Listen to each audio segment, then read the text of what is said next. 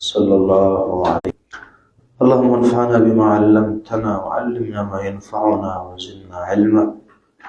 اللهم إنا نعوذ بك من جهد البلاء ودرك الشقاء وسوء القضاء وشماتة الأعداء. اللهم زينا بزينة الإيمان واجعلنا هداة المهتدين. ربنا تقبل منا إنك أنت السميع العليم وتب علينا إنك أنت التواب الرحيم.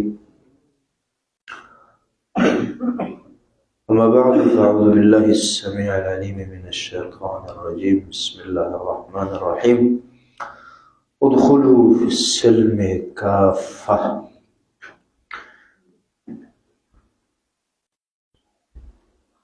اسلام میں پورا کا پورا داخل ہونے کے لیے ضروری اشیاء میں سے ایک عقیدہ الولاء والبراء ہے. جس سے بھی کسی انسان کی محبت خالص ہو تو اس خالص محبت میں ضرور محب کی ایک تمنا ہوتی ہے، اور اس کے بغیر محبت کا تعلق قائم بھی نہیں رہ سکتا. جب تک اپنے اس اچھے اور سچے اور بہتر محبوب کی وہ تمام اشیاء نہ جان لیں جو وہ پسند کرتا ہو، اور اسی طرح ہو جسے وہ ناپسند کرتا ہو. میاں بیوی کی مثال لیجئے. جب انہیں ایک دوسرے کی پسند کی خبر نہ ہو تعلق بہترین رہ نہیں سکتا، برکتوں سے خالی ہوتا ہے. لڑائی جھگڑے ناراضگیاں تلخیاں یہ ضرور سامنے آتی ہیں. مرد کی شوہر کی بہت بڑی ڈیمانڈ اور خواہش یہ ہوتی ہے کہ میری مرضی کو جانے میری بیوی، اور اسی طرح بیوی بھی چاہتی ہے کہ میری جو چاہت ہے وہ شوہر پوری کرے. یعنی محبت کے تعلق میں ایک دوسرے کی محبوب چیزیں اور ایک دوسرے کی مبغوض چیزیں اس کا اچھی طرح سے جاننا ازبر کرنا یہ ضروری ہوتا ہے، وگرنہ محبت کا تعلق نہیں قائم رہتا.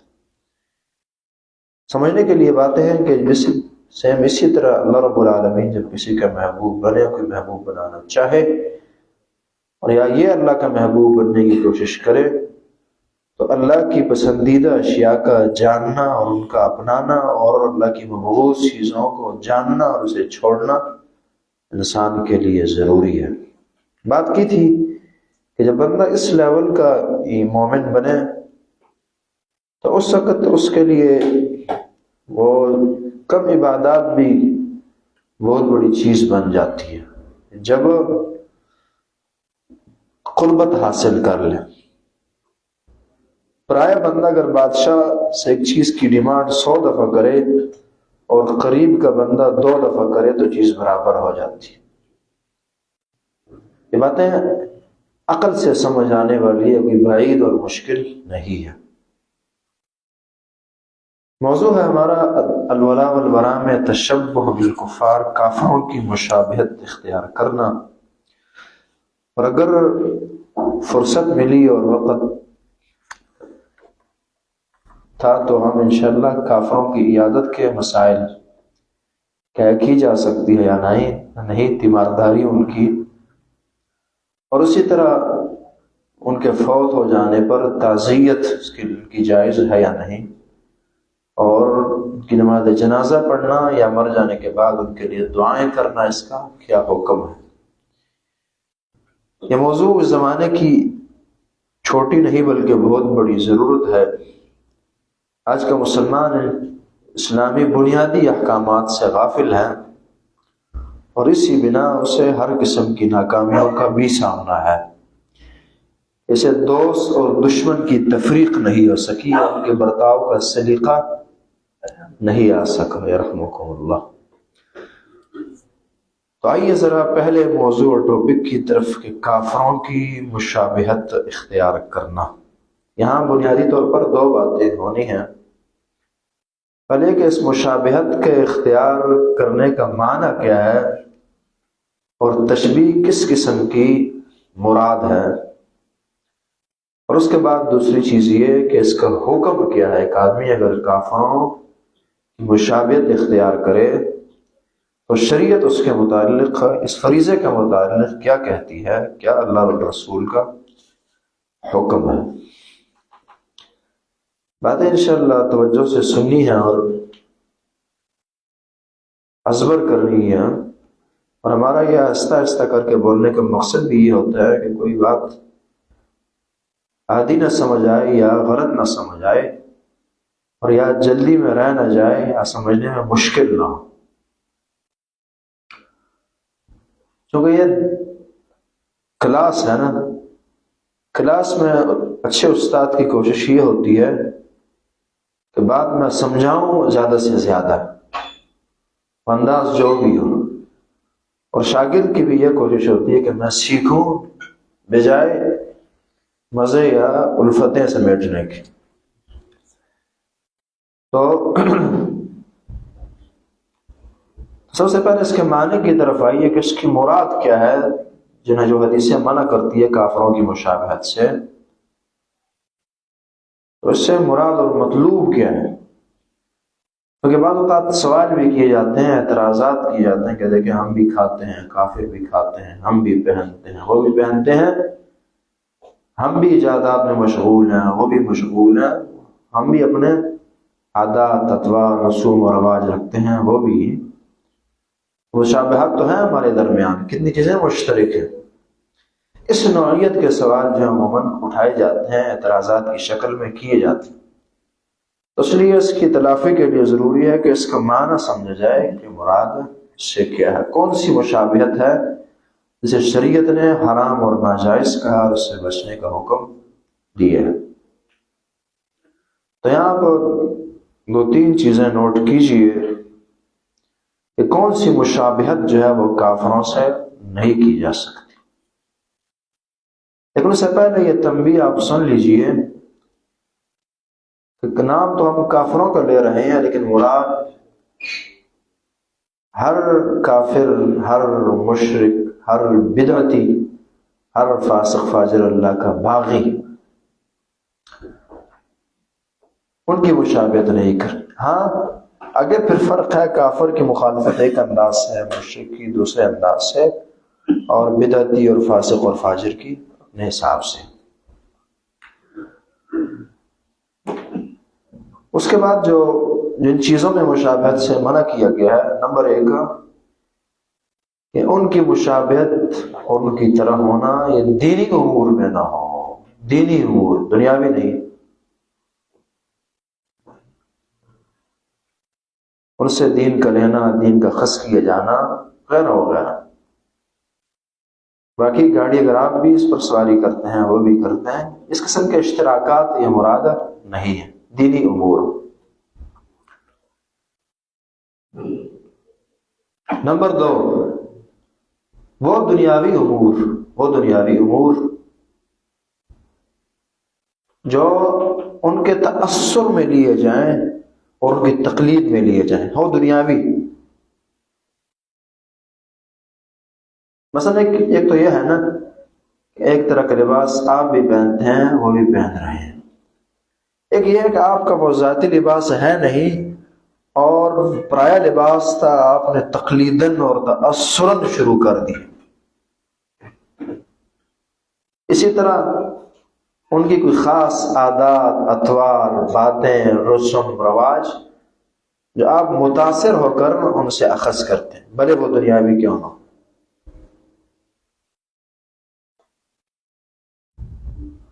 ایک یہ کہ اس مسلمانوں کا ایک لباس ہے، کافر بھی پہن رہے ہیں، اتنی بڑی بات نہیں ہے۔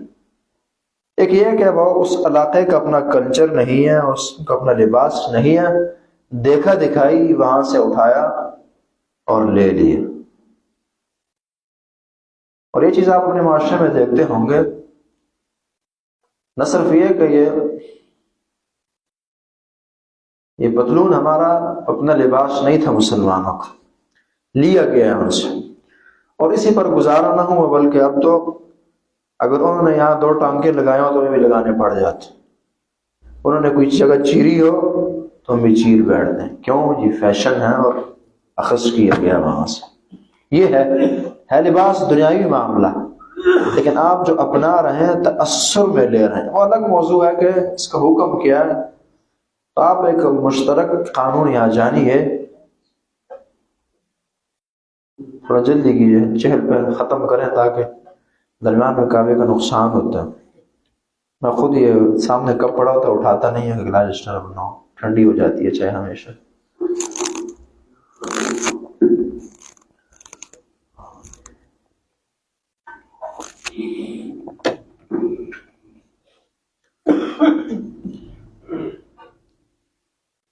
یحییٰ بن ابی کثیر فرماتے ہیں کہ لا یستطاع العلم براحۃ الجسد، علم جو ہے بدن کے سکون اور مزوں کے ساتھ نہیں حاصل کیا جا سکتا، یہ تکلیفیں ہوتی ہیں۔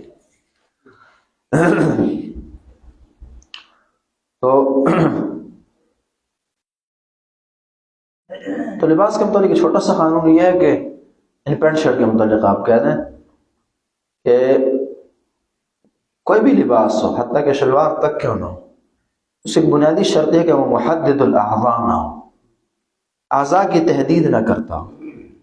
لباس تو اس لیے ہے کہ آپ کے جسم کے پارٹس جتنے بھی ہیں اس میں چھپنے چاہیے، اتنا تنگ کر دیں کہ ہر چیز ہی واضح ہونے لگے، تو اس طرح کی بات ہو جائے گی جس طرح نبی علیہ السلام فرماتے ہیں کاسیات عاریات، لباس پہن کے ننگی ہوں گی۔ اس کا ایک اچھا اور مضبوط مفہوم شارحین بیان کرتے ہیں کہ لباس تنگ اتنا ہوگا کہ رنگت تو بدل گئی ہے، باقی کوئی فرق اس سے نہیں ہے، تو وہ حیا کا نظام جو ہے برقرار نہیں رہتا، مرد ہو یا خاتون ہو دونوں کے لیے۔ ان صرف پینٹ شرٹ کی بات نہیں، اگر آپ شلوار قمیض بھی ایسی پہن لیتے ہیں تو چیز مخالفت میں چلی جائے گی۔ اور آج کل خاص طور پر پینٹ شرٹ میں چیز بہت زیادہ ہے، اعضاء کی تحدید حد سے زیادہ ہوتی ہے۔ بہرحال ہم بات یہ کر رہے ہیں کہ ایک چیز آپ دنیاوی لے رہے ہیں، دنیاوی ہے لیکن کافروں کی تقلید میں جا کر لے رہے ہیں، اور اس چونکہ لباس اور لباس کے اندر پھر معاملات دین نے بتائیں اور سمجھائے ہیں۔ ایک تو یہ ہے نا کہ آپ مثلا دنیاوی فائدے ہیں ان سے لیتے ہیں، دیتے ہیں، کچھ سیکھتے ہیں، سکھاتے ہیں، بہت طرح کی چیز ہوتی ہے، آپ میڈیکلی، سائنسلی وغیرہ وغیرہ اس طرح کے کچھ فائدے ان سے لیتے ہیں، یہ تو اور چیز۔ لیکن اس میں بھی اسلام کا مقصد یہ ہے، اسلام کی ترغیب یہ ہے کہ آپ اس میں آزاد ہوں، آپ کا میڈیکل کا شعبہ آزاد ہو، آپ کی تحقیقات اسلامی اصولوں کے مطابق ہوں، سائنس کے معاملات ایسے ہوں، اور آپ بلا مبالغہ پہلے بھی یہ بات کی گئی ہے کہ آپ اگر اپنے اصولوں پر چلیں اور تقلید سے آزاد ہو کر چلیں تو یہ پیچھے رہ جائیں گے۔ اسلام کی تاریخ آپ دیکھیں، اس زمانے میں جو اسلام نے ایجادات کیا، انہوں نے خیر اپنے نام کر دیے لیکن حقیقت میں اسلام نہیں رکھی، بے ہوشی کا نظام، یہ وہ بڑے بڑے گزرے ہیں اپنے زمانے میں۔ تو اس جدید دور میں اگر ہم قرآن و حدیث سے جڑیں تو ان سے بہت آگے نکل جائیں گے۔ اور اس کا اندازہ آپ اس سے لگا سکتے ہیں کہ آج کا بھی کافر جو ہے وہ چھپ چھپا کے قرآن و حدیث کی چوریاں کرتا ہے، بن بتائی، یا وحی سے، تورات اور انجیل سے اٹھاتا ہے پرانی باتیں وہاں کی۔ مقصد یہ کہ یہاں بھی آزادی ہونی چاہیے، لیکن چلے اگر استفادے کے طور پر کچھ لیے دیے جا رہا ہے اس میں ایسے مسائل نہ ہوں گے، لیکن ذات کی حد تک وہ دنیاوی امور کہ جو ہے دنیاوی، لیکن یہ کہ آپ نے تأثر میں جا کے لیے ہیں، انہیں خود سے اچھا سمجھتے ہوئے لیے ہیں، ان کی تقلید میں آپ نے اٹھائے ہیں، تو یہ بھی نہیں ہوں گے، اس کی بھی مشابہت نہیں اختیار کی جائے گی۔ آپ ذرا یہاں ایک دو حدیثوں پر نظر رکھیں تاکہ بات تھوڑی اور واضح ہو جائے۔ پہلی حدیث صحیح بخاری کی 45 34 56 آپ کے سامنے ہے۔ نبی علیہ السلام فرماتے ہیں تتبعون سنن من کان قبلکم شبرا بشبر وذراعا بذراع، کہ تم خود سے پہلے لوگوں کی پیروی کرو گے، ان کی راہوں، ان کی سنتوں پر چلو گے، بالش جیسے، یعنی ایک بالکل بالش کے برابر، یعنی بالکل سیم، عموماً بالش بالش کے برابر ہوتا ہے، جس طرح وہاں اسی طرح تم بھی، ذراع بذراع، ہاتھ کے برابر۔ ایک بات میں الفاظ ہے حذو النعل بالنعل، جس طرح کے جوتا ایک دوسرے کے برابر ہے، سیم 9 نمبر کے 2 جوتے ایک جیسے ہوں، سیم اسی طرح تمہاری پیروی ان کے برابر ہونے لگے گی، حتیٰ کہ اگر وہ کسی گو کے سوراخ میں داخل ہوئے ہیں تو تم بھی یہ بے مقصد کام کرو گے۔ ہم نے کہا اللہ کے رسول یہود و نصارہ مراد؟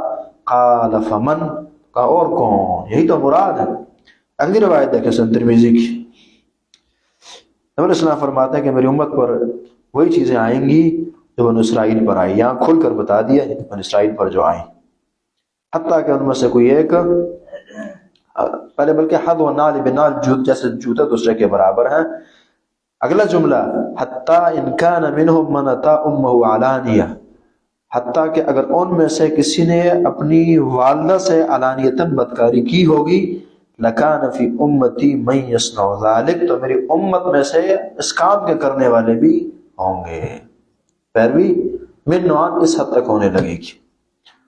اور یہ وہ زمانہ ہے کہ شاید اس کے کچھ مصداقات نظر بھی آنے لگ گئے اور نظر آتے ہیں عموماً. اس کی بڑی وجہ یہ ہے کہ دنیا ساری سکرین کو دیکھتی ہے، اور جو کچھ وہ دکھاتے میں انہی مقاصد کے لیے ہیں کہ آوارگیاں پھیلائی جائیں. تو محرمات سے بدکاریاں وغیرہ وغیرہ چل رہی ہے وہاں، اور اسی کی تقلید میں یہ سب کچھ جو ہے وہ کیا جا رہا ہے. اور یہ شاید ہم سے چیزیں مخفی ہوں، جن کی چیزوں پر نظر ہے یا تحقیقات ہے وہ اچھی طرح جانتے ہیں. ہمارے ایک ساتھی ہیں، ان کا سسٹم یہ ہے، کچھ عہدے ہی ان کے ایسے ہیں، کام ہی ایسے ہیں، تو بعض وقت قصے سناتے ہیں تو بندہ حیران رہ جاتا ہے کہ اندرون خانہ کیا چل رہا ہے اور کس حد تک معاملات جو ہیں آگے جا چکے ہیں.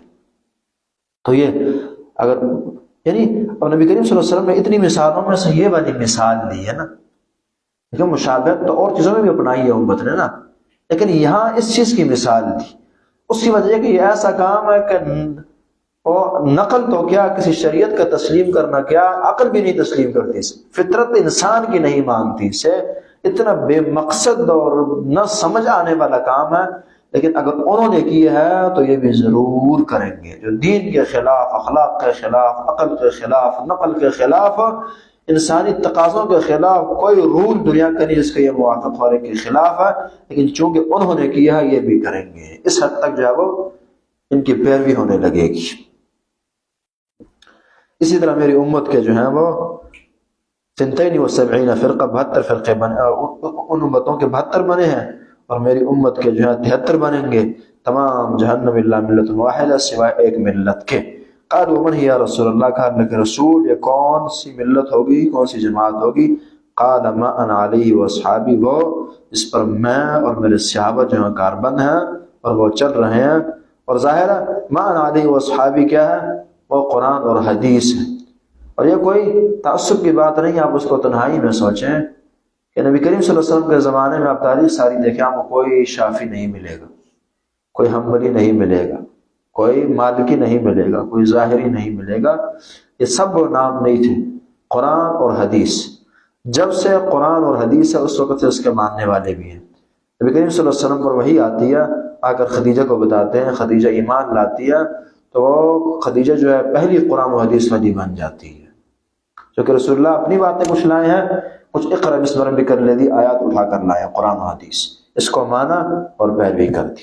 بہترین زمانہ خیر القرون قرن نبی علیہ السلام کا، اور اس زمانے میں کوئی ہے دوسرے تیسرے پانچویں چھٹے یا نام نہیں تھے. اس کو تنہائی میں بندہ اگر سوچے بات سمجھ آنے والی، قرآن اور حدیث اور کمپلیٹ چیزیں ہیں دونوں.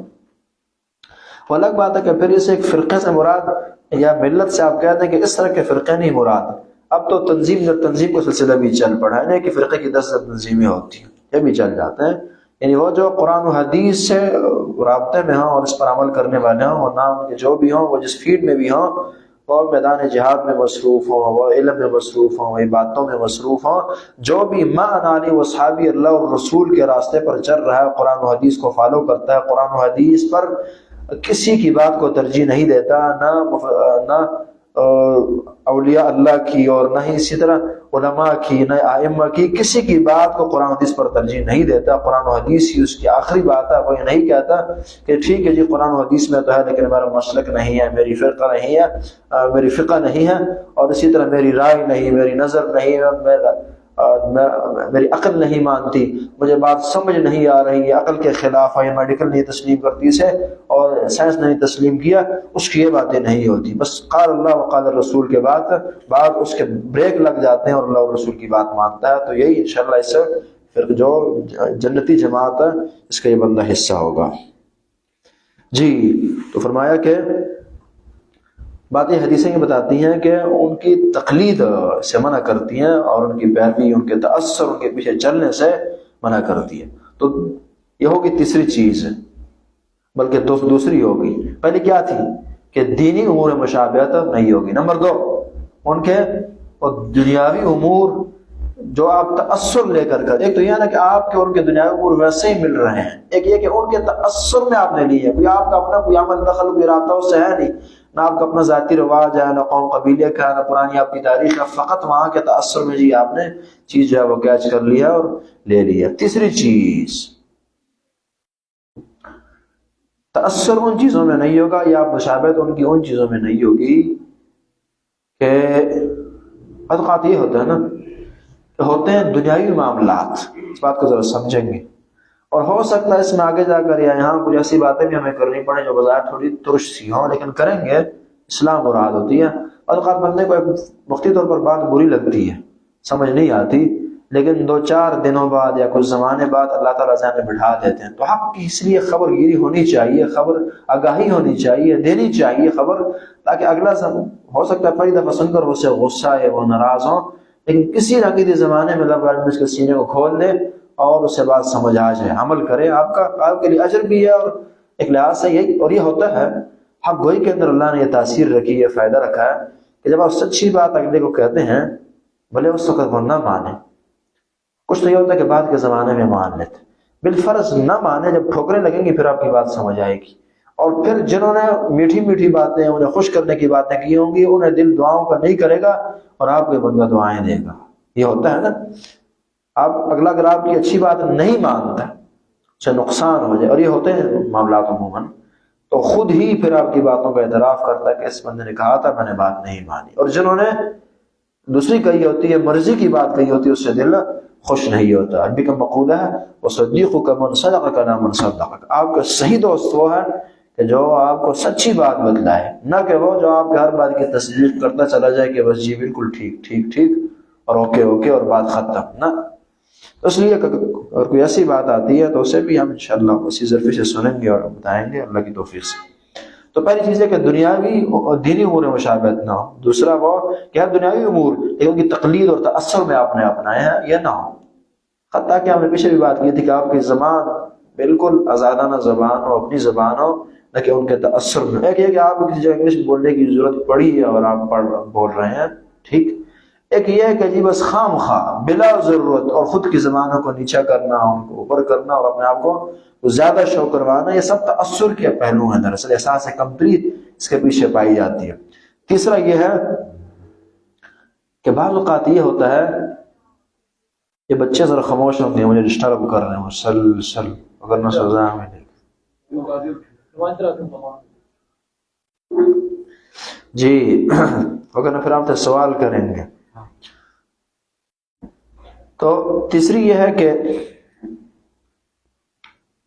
بعض اوقات ان کے ہوتے دنیاوی امور ہیں، لیکن وہ دنیاوی امور ان کے دینی امور سے جڑ جاتے ہیں، اس وقت بھی پھر بھلے وہ دنیاوی امور ہیں آپ ان کی پیروی نہیں کریں گے، یا آپ کے لیے وہ دین کی ایک لحاظ سے ٹچنگ اور رابطہ کچھ ایسا قائم کر لیتے ہیں۔ اس کی مثال اس طرح ہے نا، اب اسلام میں جو ہے مثال سے انشاءاللہ بات زیادہ سمجھ آتی ہے، اسلام میں عموماً جو ہے وہ سبز کپڑا یہ ممنوع نہیں ہے،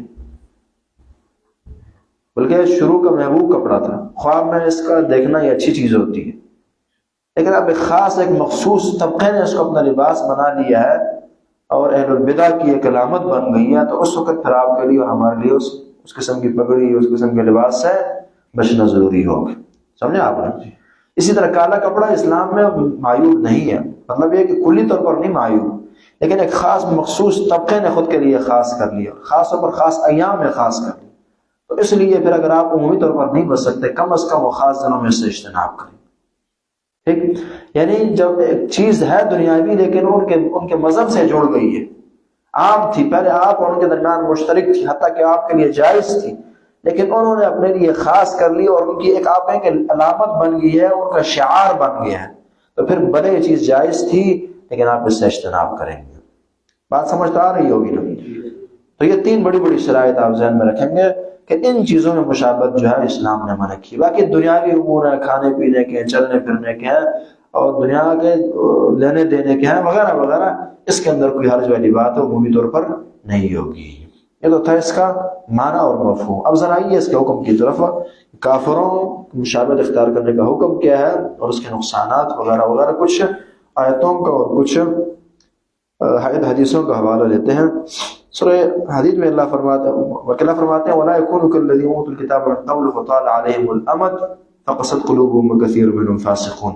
اللہ فرماتے ہیں ان لوگوں کی طرح نہ ہونا جنہیں کتاب دی گئی تھی پہلے کتاب، ان لوگوں کی طرح نہ ہونا. اسی مشابہت کہتے ہیں نا، کسی کی طرح ہو جانا. اس لیے شیخ الاسلام ابن تیمیہ رحمہ اللہ کی تفسیر میں لکھتے ہیں کہ اس سے مراد جو ہے تمام امور جو ہے کسی بھی لحاظ سے ان کی طرح بندہ نہیں ہوگا. ہر معاملے میں اس طرح حدیثیں آگے جا کر بتائیں گے کہ مخالفت کی طرف بندہ جائے گا، ان کی طرح ہونے کی کوشش نہیں کرے گا. اور امام ابن کثیر رحمہ اللہ بھی یہاں لکھتے ہیں کہ اس سے مراد الامور الاصلیہ والفرعیہ، کہ کوئی بنیادی امور ہوں، عقائد وغیرہ وغیرہ کے ہوں یا فروعی امور ہوں، تمام کے تمام مراد ہیں. کسی بھی طرح سے کسی بھی کام میں ان کی پیروی جو ہے کافروں کی اور فاسقوں کی، فاجروں کی اور بدعتیوں کی وغیرہ وغیرہ نہیں کی جائے گی، خصوصاً اہل کتاب کی. اہل کتاب کا تذکرہ اس لیے ہے کہ مسلمانوں کی تاریخ آپ دیکھیں، مسلمان عموماً دوسرے کافروں سے کم متاثر ہوتے ہیں، عام کافروں سے کم متاثر ہوتا ہے، یا دہریوں سے کم متاثر ہوگا متاثر، یا ہر نظام سے کم متاثر ہوگا. حتیٰ کہ ہندو مسلسل ان کی تو سمجھے کہ تربیت چل رہی ہے، باوجود اس کے ہمارے معاشرے میں ہندو کم پیدا ہوتے ہیں، ان سے کم متاثر ہوتے ہیں. اگرچہ ہوتے ہیں، کافی حد تک ہوتے ہیں، غیر شعوری طور پر بچے متاثر ہو جاتے ہیں، لیکن خصوصاً اہل کتاب کا تأثر بہت زیادہ پایا جاتا ہے. تو اللہ کو تو ایسی خبر ہے، تو اس لیے ایڈوانس میں وَلَا يَكُونُوا كَالَّذِينَ أُوتُوا الْكِتَابَ مِن قَبْلُ فَطَالَ عَلَيْهِمُ الْأَمَدُ، کہ ان یہودیوں کی طرح، ان اہل کتاب کی طرح، عیسائیوں کی طرح تم نہ ہو جانا.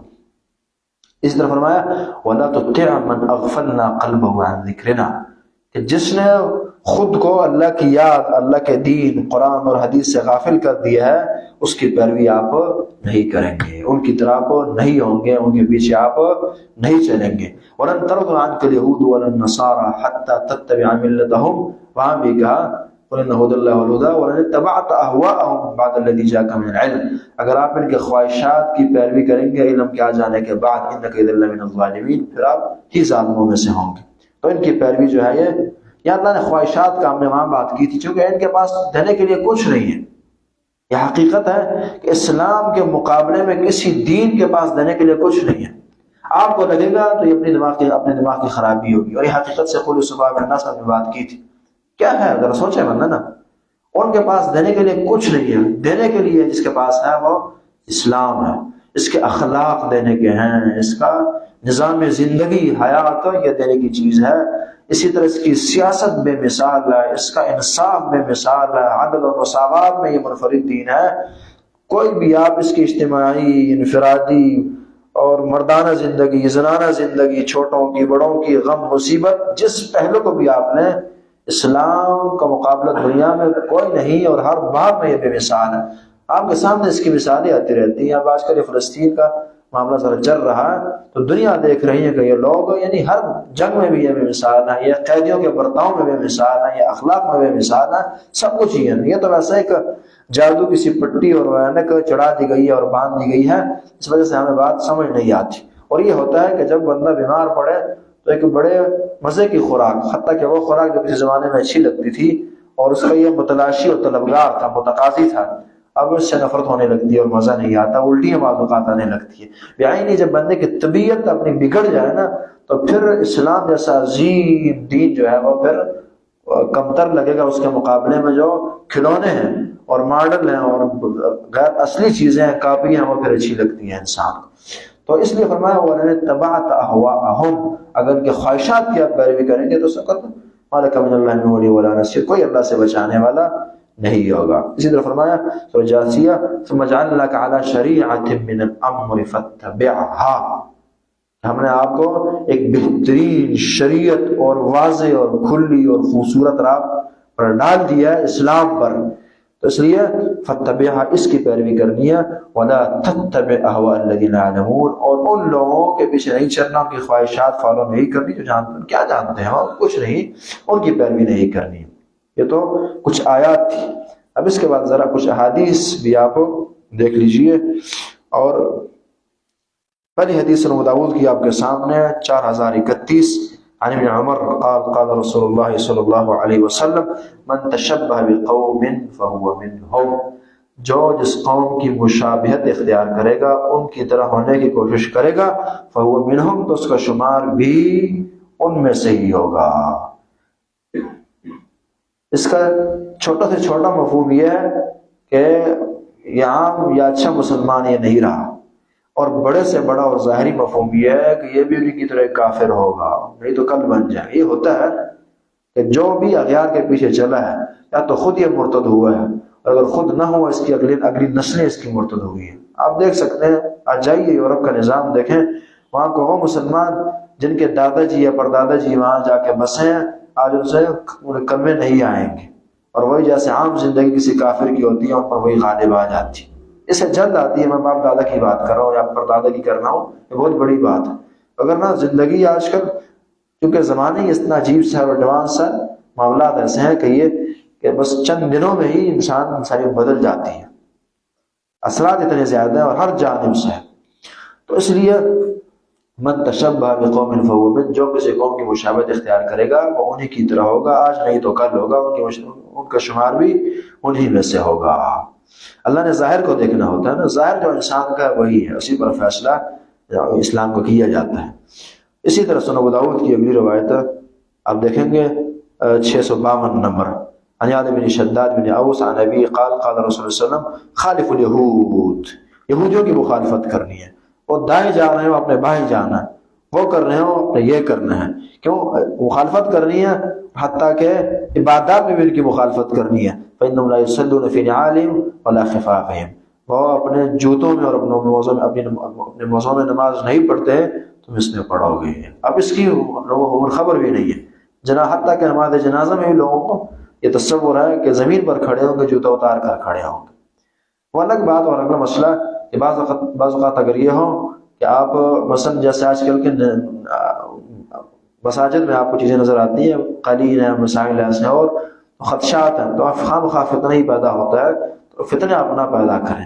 اگر کسی جگہ ایسی نماز پڑھنا ممکن ہو، بعض اوقات پڑھنا ممکن بھی ہوتی ہے، کچی مسجد ہے، کوئی قلیل شریف نہیں ہے، لیکن ساری دنیا کی سوچ پہلے یہ بنائی گئی ہے کہ جوتوں کے ساتھ نماز ہوتی ہی نہیں، اور آپ پڑھیں گے تو فتنہ بنے گا۔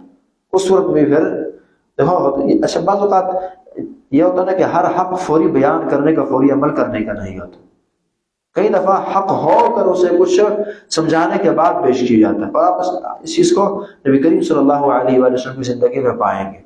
کعبے کی تعمیر کا مسئلہ آپ نے صحیح بخاری وغیرہ کی روایات میں کہ میرا دل کرتا ہے کہ ابراہیم بنیادوں پر میں بناؤں اور حجر کو اور حتیم کو اندر میں لے آؤں، لیکن چونکہ اب یہ لوگ نئے نئے مسلمان کو کیا سمجھیں گے، لہٰذا چھوڑ دیے، دروازے اس کے نیچے کر دوں لیکن چھوڑ دیے۔ ایسے اور بہت سارے مسائل آپ کے سامنے آئیں گے۔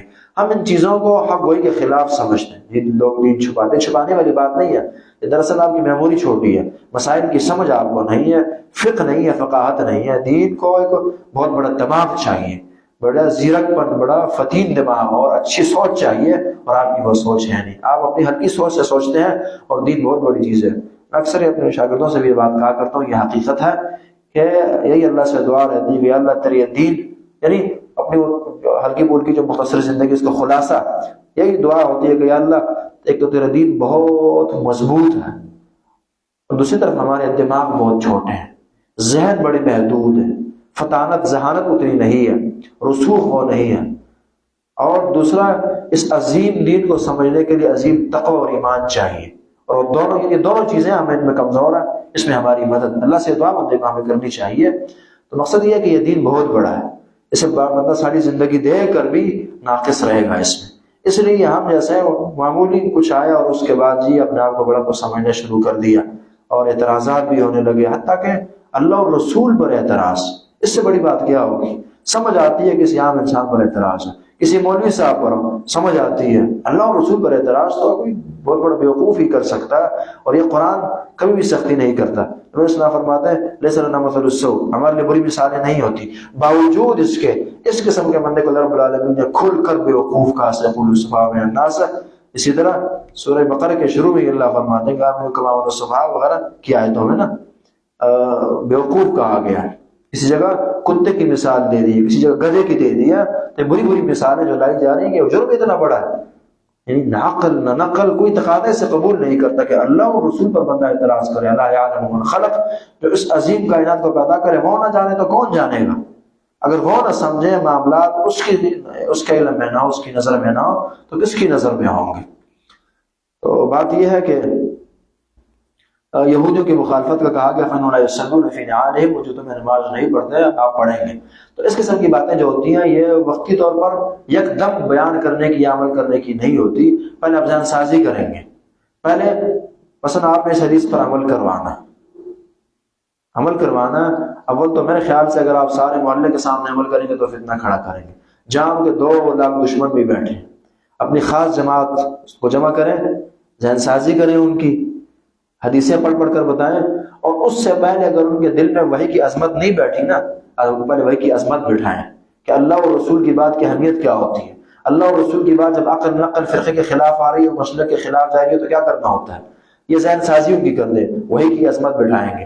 وہ جب ان کو سمجھ آ گئی، آپ کے مقتدیوں کو، آپ کے متعلقین کو بات سمجھ آ گئی، تو پھر جی یہ ان میں سے ایک حدیث یہ بھی ہے، اس پر عمل کرنا ہے، اس پر عمل کرنا ہے، پہلے قرآن شریف سے عقل کر دی جائیں گی تھوڑی سی، یہ بھی تو کرنا ہے نا، تاکہ مسائل اس طرح کے نہ ہو۔ یا اگر جوتے اتنے صاف ہے کہ نہیں ہے یا بالکل صاف ہے، نماز پڑھنے میں حرج نہیں ہے تو ٹھیک، اس کے بعد پھر اس پر عمل ہوگا۔ اگر آپ کہ نہیں جی جو دنیا مرضی سمجھتی ہے سمجھنے دیں، اپنے سنت پر عمل کرنا ہے، کیا ڈرنا کسی سے، تو بے وقوفی ہوتی ہے انسان کی۔ اسباب کو اپنانا اور عقلی تقاضوں کو لینا یہ اللہ اور رسول کا پہلا تقاضا ہے۔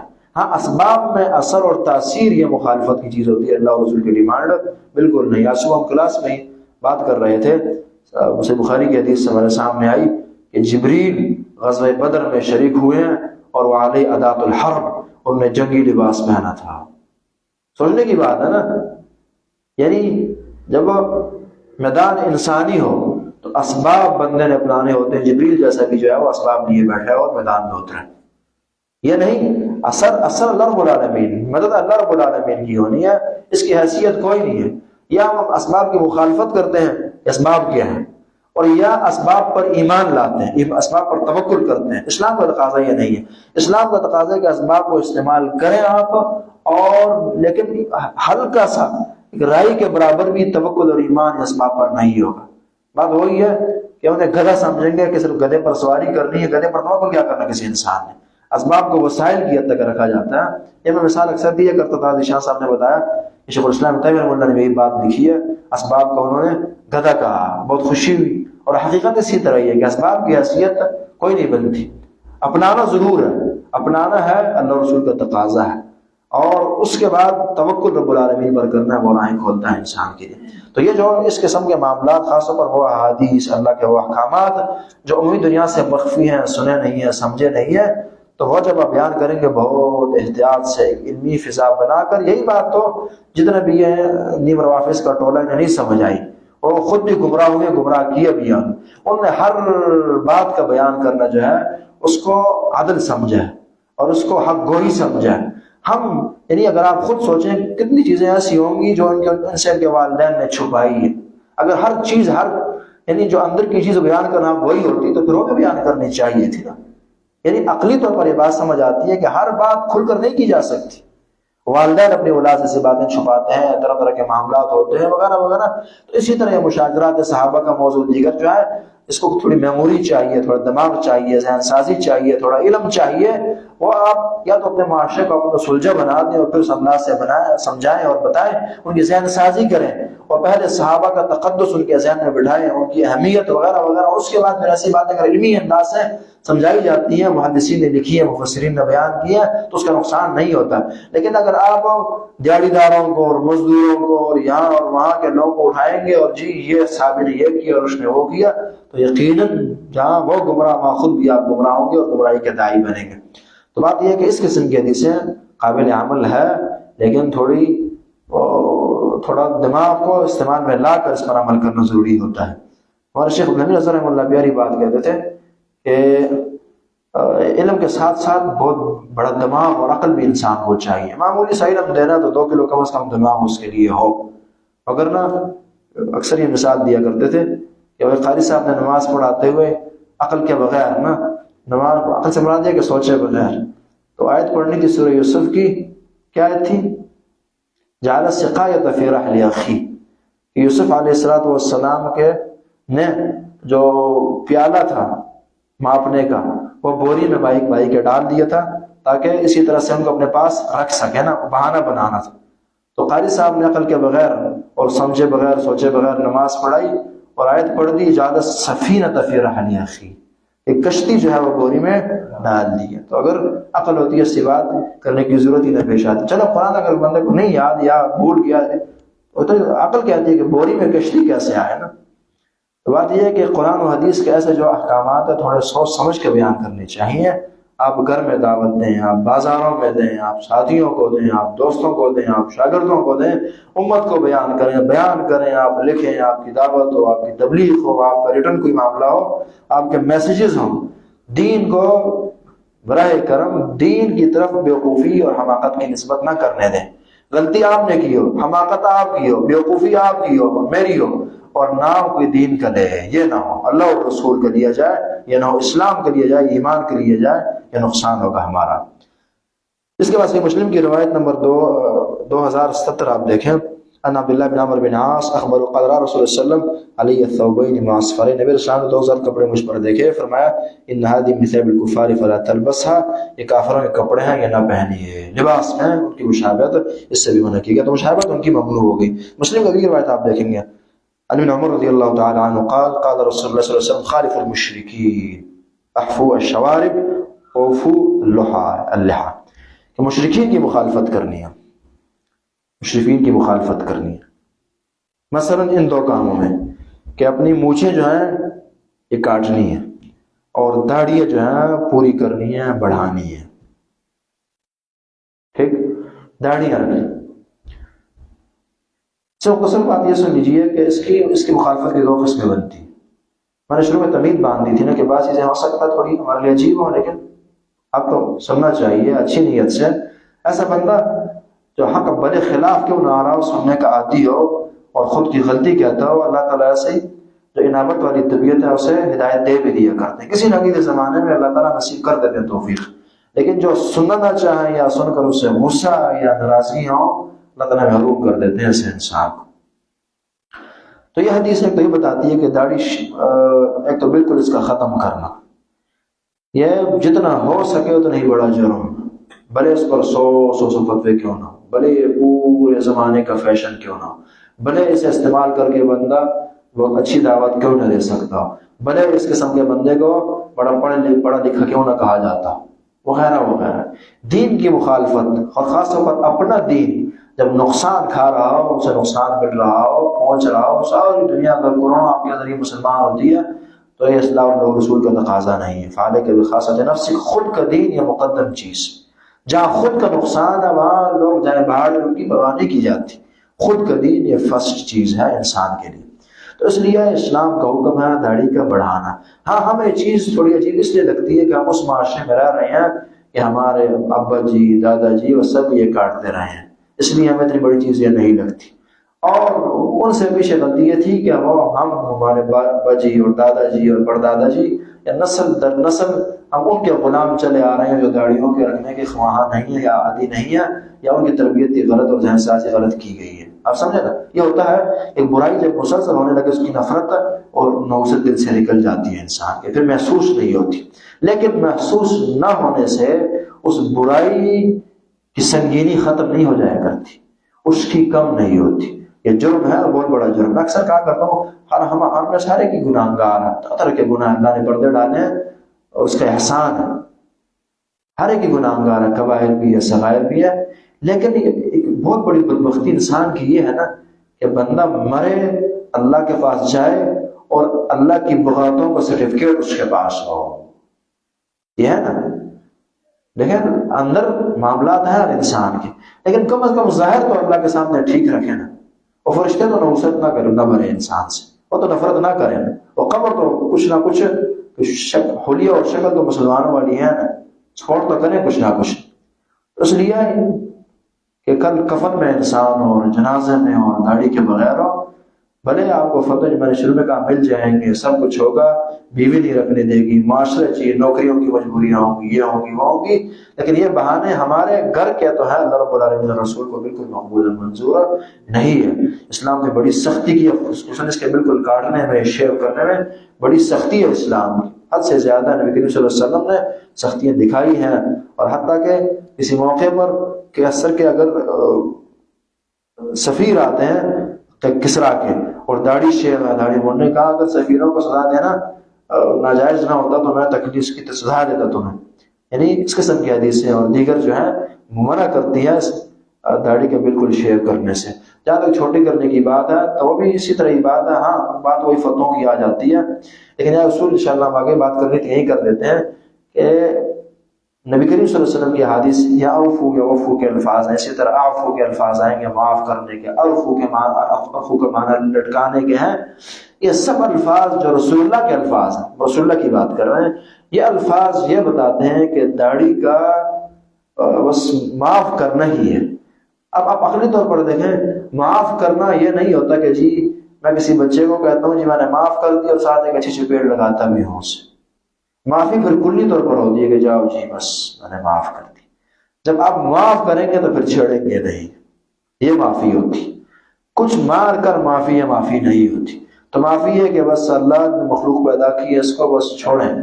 ہاں حدیثوں نے اکرام کا کہا، اس کو آپ تیل لگائیں، کنگھی کریں، دھوئیں، صاف رکھیں، حلال کریں، وہ سب معاملات ہے اپنی جگہ، لیکن یہ ہے کہ کاٹنا نہیں، اس کا نہیں ہے۔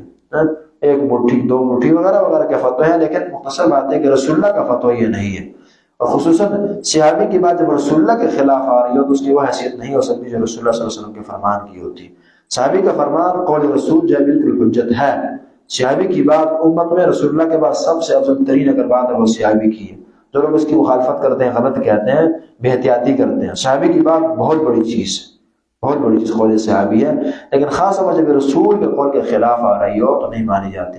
پھر اگر آپ کو شراب نام آپ لیں گے عبداللہ بن عباس اور فلانا فلانا، عبداللہ بن عمر فتوی دیا کرتے تھے، تو اول تو یہ کہ ان کے فتوی جو محدود ہیں، محدود کس اعتبار سے ہے کہ جی حج کے دوران مثلا انہوں نے کام کیا ہے، تو اگر آپ نے بالفرض اگر عبداللہ بن عمر کا یہ فتوی لینا ہے، اگر یہ فتویٰ فالو کرنا ہے حدیث کے مقابلے میں، رسول اللہ کے قول کے مقابلے میں کرنا ہے، تو پھر اس طرح کریں، اس طرح کے فالو کرنے کا حق ہے نا، یعنی اگرچہ غلط ہے لیکن آپ نے لینا ہی ہے۔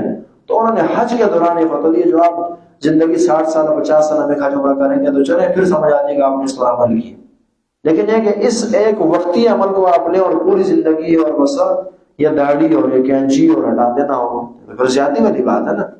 بہرحال اس سے پہلے یہ ہے کہ صحابی کی بات رسول کے حقوق کے خلاف آ رہی ہے، اس وقت پھر اس پر عمل نہیں۔ پھر لوگ مٹھی کی بات کرتے ہیں اور پھر آگے آہستہ آہستہ آگے بھی بات بڑھتی چلی جاتی ہے۔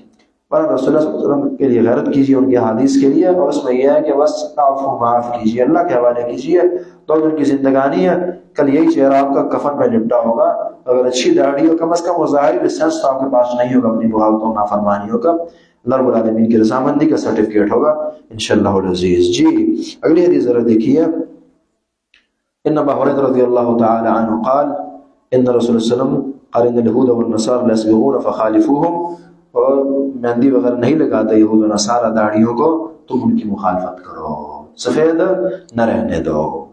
ٹھیک، اب اگلے کے ساتھ ملا دیجیے تاکہ بات پوری واضح ہو۔ عن جابر بن عبد اللہ قال اوتي ابي قحافة يوم فتح مکہ، ابو قحافہ حضرت ابو بکر رضی اللہ تعالیٰ عنہ کے والد صاحب کو لایا گیا فتح مکہ کے دن، اور ان کا سر، ان کی داڑھی بالکل سفید، سقامہ بوٹی کی طرح سفید تھی۔ آپ علیہ السلام نے فرمایا غیروا ھذا بشیء، یہ رنگت اس کی تھوڑی بدل دو، مہندی شہندی لگاؤ، لیکن واجتنبوا السواد، کالے رنگ سے بچو۔ یہاں بھی بس باتیں بڑی ہیں لوگوں نے کی ہیں، سناتے رہتے ہیں، لیکن پچھلی بات ہی جو میں نے یہاں بھی کرنی تھی وہاں کر دی۔